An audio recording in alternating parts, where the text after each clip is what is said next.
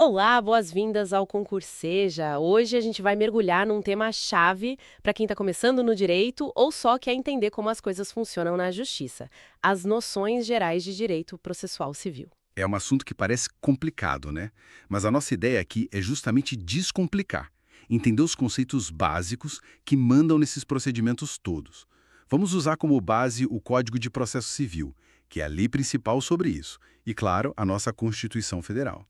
Então, para começar mesmo do começo, o que é exatamente esse tal de processo civil? E por que dizem que ele é tão importante assim? Olha, de forma bem simples, o processo civil é tipo o conjunto de regras do jogo para resolver brigas sobre direitos na justiça. Sabe, quando você tem um problema com um contrato que não foi cumprido, uma questão de família tipo divórcio ou pensão, uma dívida para cobrar, até disputa de herança, tudo isso quem organiza como resolver é o processo civil. Ah, entendi. É como se fosse um manual de instruções para levar um problema para o juiz resolver, né? Exato.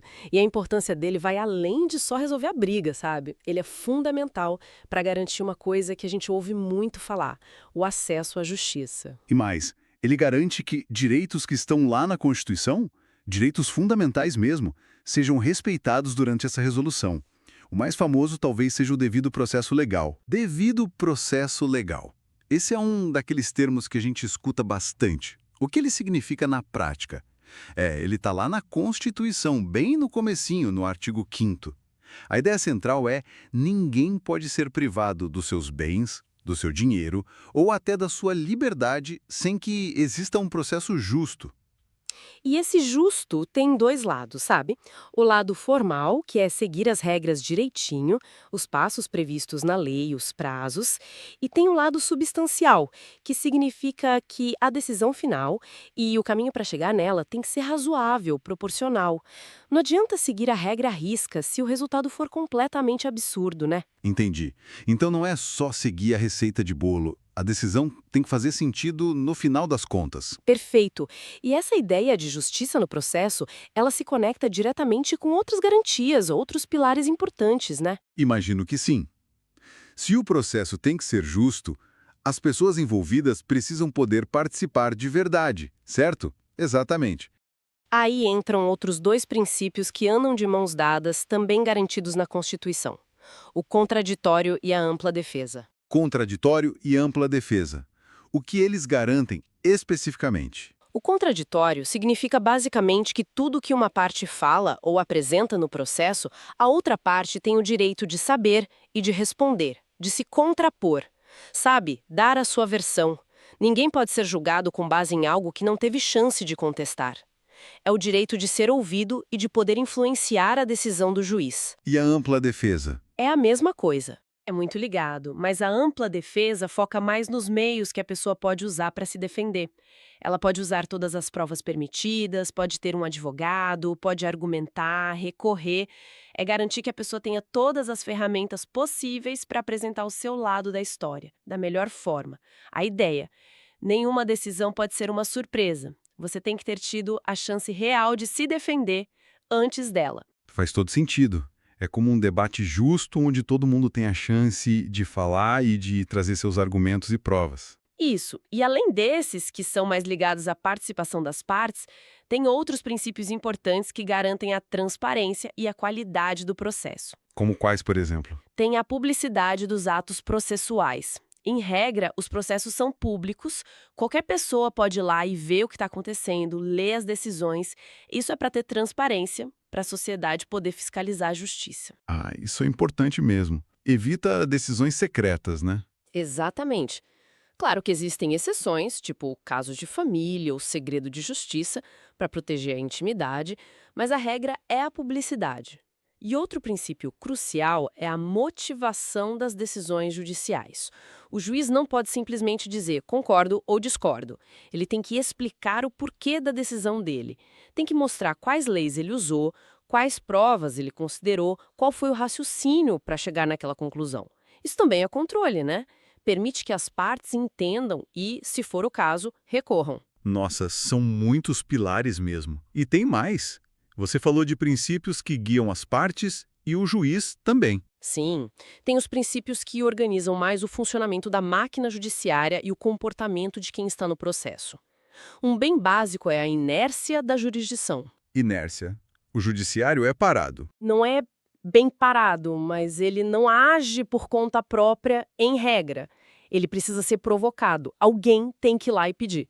O juiz não sai por aí procurando briga para resolver, sabe? Ele espera alguém bater na porta com o problema. É o que diz o Código de Processo Civil logo no começo. Entendi, ele precisa de um start. Isso.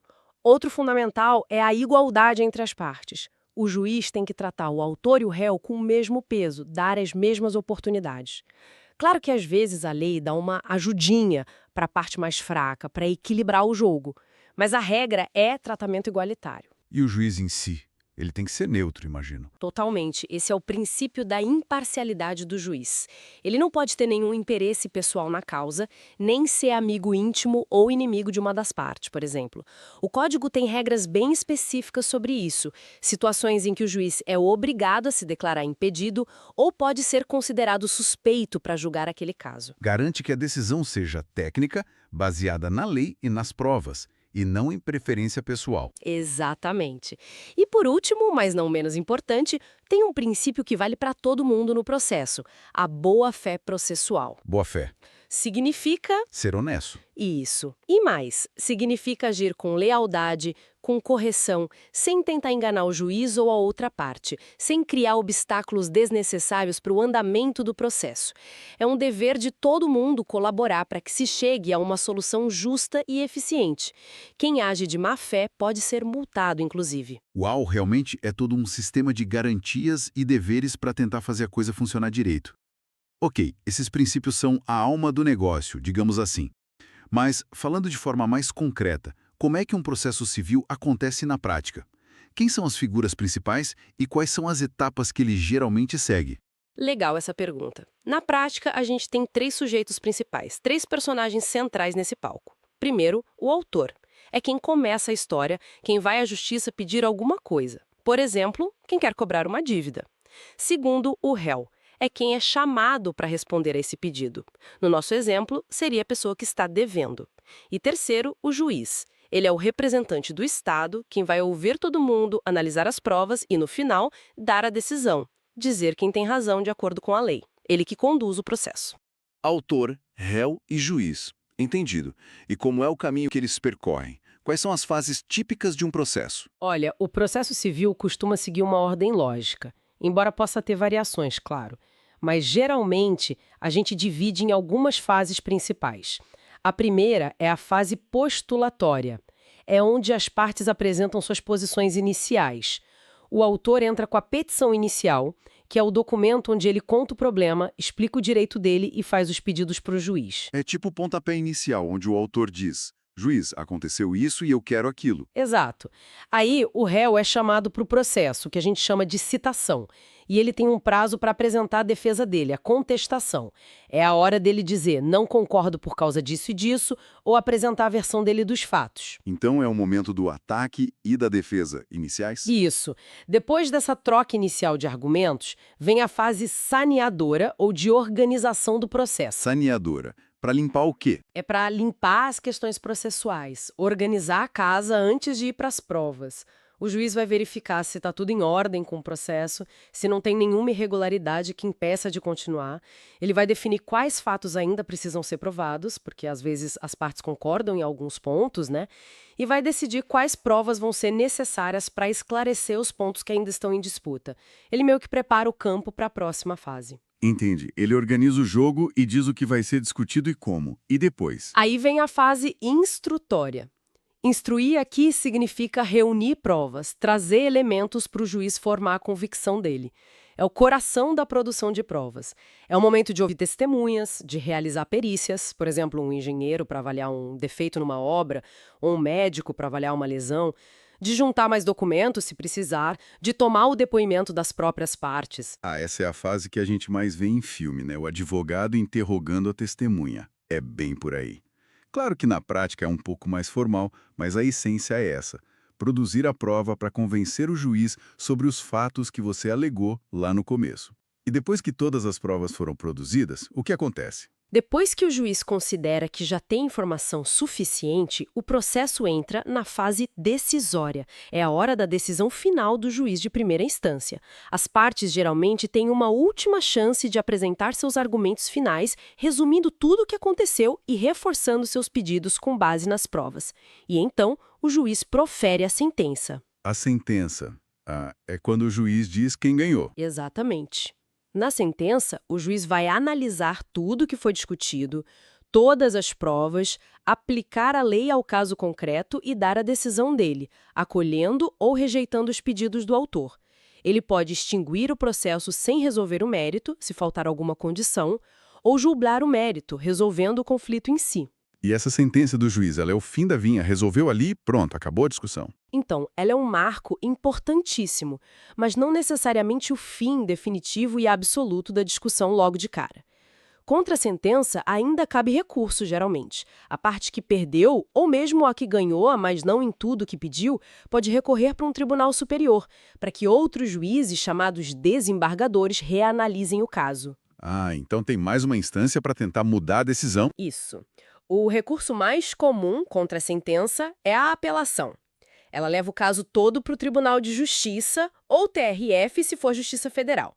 E mesmo durante o processo, antes da sentença, podem ter algumas decisões do juiz sobre questões específicas que também podem ser recorridas na hora, através de um recurso chamado agravo de instrumento. O Código de Processo Civil diz direitinho quais decisões permitem esse recurso. Entendi. Então o processo pode subir de instância. E quando é que acaba de vez? Quando não tem mais para onde recorrer. Exato. Quando a decisão final é dada e não cabe mais nenhum tipo de recurso, ou quando o prazo para recorrer se esgota e ninguém recorre, a gente diz que a decisão transitou em julgado. Aí sim ela se torna imutável naquele caso específico, entre aquelas pessoas. É o que chamamos de coisa julgada material. Aquele assunto, daquele jeito, entre aquelas pessoas, não pode mais ser rediscutido na justiça. É a segurança de que a decisão é definitiva. Coisa julgada material. Nome forte. Então, é o ponto final mesmo para aquela disputa? É o ponto final para aquela disputa específica. Garante a estabilidade, né? Imagina se pudessem reabrir o mesmo caso para sempre. Não teria fim. Nossa, realmente. É um caminho longo, com várias etapas e cheio de regras e princípios para garantir que seja justo. Então, para a gente ir amarrando as ideias, pensando em quem está começando a entender o direito agora, qual seria a grande mensagem, o resumo da ópera sobre o processo civil? Verdade, um instrumento, a ferramenta que a nossa sociedade criou para resolver conflitos de forma organizada, civilizada e principalmente justa. Ele busca garantir que todo mundo tenha a chance de ser ouvido, de se defender e que a decisão final seja baseada na lei, nas provas, de forma imparcial e bem fundamentada. É o caminho para transformar o direito que está lá escrito no papel, na lei, em algo concreto, em algo efetivo na vida das pessoas. Perfeito. Acho que ficou bem claro. Recapitulando, então, o processo civil funciona como um mapa para navegar as disputas na justiça, né? Ele é todo baseado em princípios fortes como o devido processo legal, o contraditório, a ampla defesa, a boa-fé. E ele segue fases bem definidas. Começa com os pedidos e a defesa, organiza as provas, produz as provas e termina com a sentença do juiz, que pode ser revista por recursos até se tornar definitiva a tal da coisa julgada. É isso. Exatamente isso. Você resumiu muito bem a essência da coisa. É esse caminho estruturado que busca dar uma resposta justa e fundamentada aos conflitos da vida civil. E sabe, fica até uma reflexão interessante para a gente pensar. Com toda essa onda de tecnologia entrando nos tribunais, o tal do processo eletrônico, que hoje é a regra. Verdade, hoje quase tudo é digital, né? Sim. E aí a gente pode pensar como que essa tecnologia toda impacta não só a velocidade, que a gente sabe que aumentou em muitos casos, mas a própria percepção das pessoas sobre o acesso à justiça. Será que facilita para todo mundo? Como fica a defesa, o contraditório nesses procedimentos que, mesmo digitais, continuam sendo bem formais? É algo para a gente continuar observando e discutindo, né? Como a tecnologia mexe com essas estruturas todas. Nossa, excelente ponto para a gente terminar essa conversa. deixa a gente pensando mesmo sobre o futuro disso tudo. Bom, queremos agradecer muito a quem nos acompanhou nessa introdução ao direito processual civil aqui no Concurseja. Foi um mergulho inicial, mas esperamos que tenha ajudado a clarear as ideias. E fiquem ligados, não percam nossas próximas aulas e aproveitem para conferir também outros cursos e materiais que estão disponíveis lá no canal Concurseja para quem quer aprofundar ainda mais os conhecimentos. Muito obrigado pela audiência e até a próxima!